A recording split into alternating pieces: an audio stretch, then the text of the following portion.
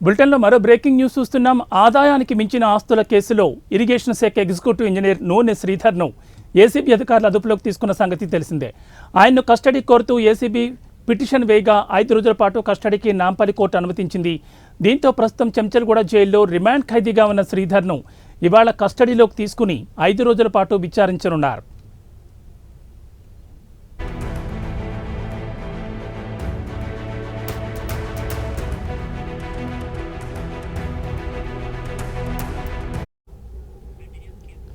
ఇదిలా ఉంటే నూనె శ్రీధర్కు సంబంధించిన ఇండ్లలో ఏసీబీ సోదాలు నిర్వహించిన సమయంలో భారీగా అక్రమాస్తులను గుర్తించారు.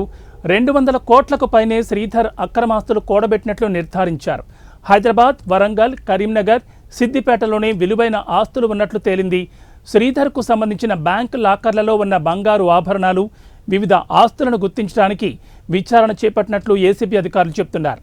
కాళేశ్వరం ప్రాజెక్టులో శ్రీధర్ కీలకంగా వ్యవహరించడంతో ఆయన ఎలాంటి నిజాలు బయట పెడతారన్నది ఉత్కంఠకరంగా మారింది.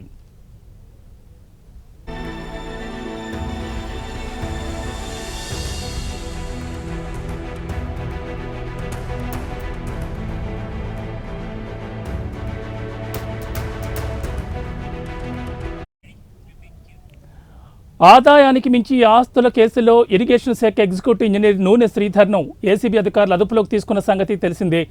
ఆయన్ని కస్టడీ కోరుతూ ఏసీబీ పిటిషన్ వేయగా 5 రోజుల పాటు కస్టడీకి నాంపల్లి కోర్టు అనుమతించింది.